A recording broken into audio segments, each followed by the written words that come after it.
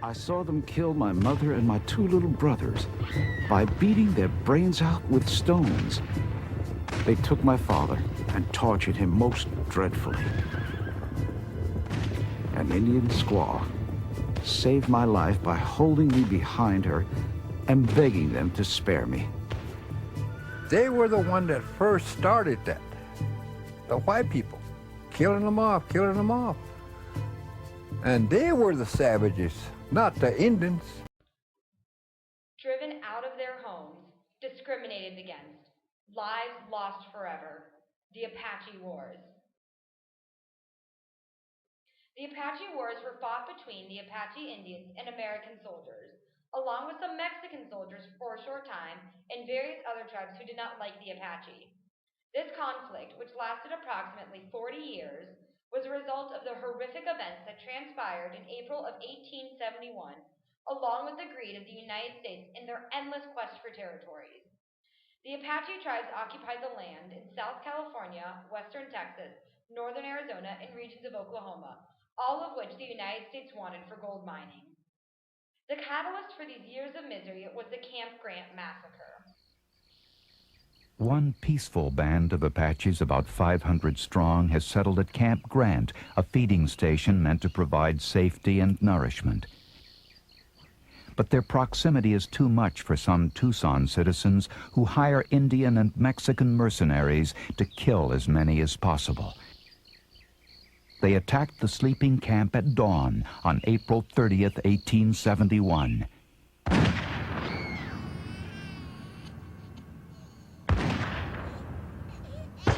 One of the organizers is W.S. Uri. We never witnessed a prettier skirmish in all our military life. For in less than half an hour, not a living Apache was to be seen. Thus ended the so-called Camp Grant massacre, in the killing of about 144 of the most bloodthirsty devils that ever disgraced Mother Earth. One of the most prominent figures during this war, on the Apache side, was Geronimo. Geronimo was a Bedincohe Apache by birth and grew up to be leader of the Chiricahua Apache tribe. He was one of the greatest warriors that the Apache had, and this was driven by his past. He was hardened and driven by desire for vengeance. Vengeance for the brutal murder of his family and fellow people. Years before the Apache War, the lives of many Apache people, Geronimo's family included, were taken in mass genocide.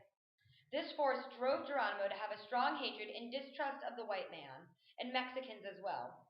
He became a great leader of the war, both as a fighter and strategically. During the war itself, Geronimo led his people in many battles, but was forced to surrender in 1884. After this surrender, the Apaches were forced onto reservations, and then in May of 1885, Geronimo led an escape from the reservation. Geronimo and his people made it all the way to Mexico, where they sought refuge. When Geronimo crossed the border into New Mexico or Arizona, it was usually to get ammunition. But if he were seen by a civilian, it meant that it would be reported to the military and they'd be after us. So there was nothing to do but kill the civilian and his entire family. It was terrible to see little children killed. I do not like to talk of it. I do not like to think of it. But the soldiers killed our women and children too. Don't forget that. When they arrived, they were again surrounded, and Geronimo was forced to surrender once again. March 1886. Geronimo agrees to a parley.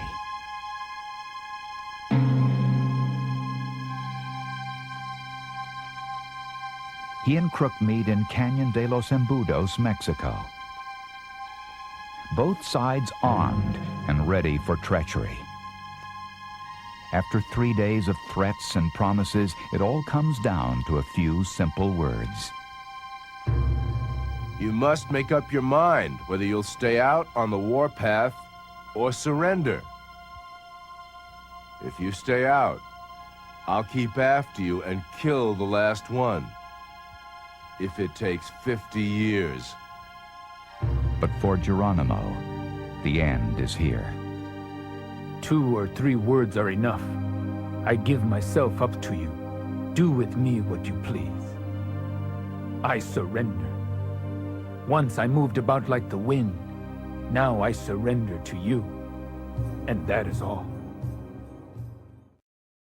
In the terms of the second surrender, the Apaches were allowed to go back home and live with few new restrictions. However, these promises were not fulfilled. Many of the Apache people lived the rest of their lives out far from home, forced into hard labor or slavery. Those not forced to work were moved to reservations. These reservations were in both Florida and Oklahoma. Following this event, many children were adopted by white Americans, changing the dynamics of Apache Indian history for generations. These are not all of the final events, or even the final facts of wars. History is not one sided. It is many shades of gray, as known from Howard Zinn. There are many sides and arguments from the sides of the Apache and the United States Army, along with Mexicans. Whether the sides be in favor of the Apaches or the U.S. and Mexico, it is known that many lives of innocent people were lost due to the gruesome battles in the Apache Wars with Geronimo.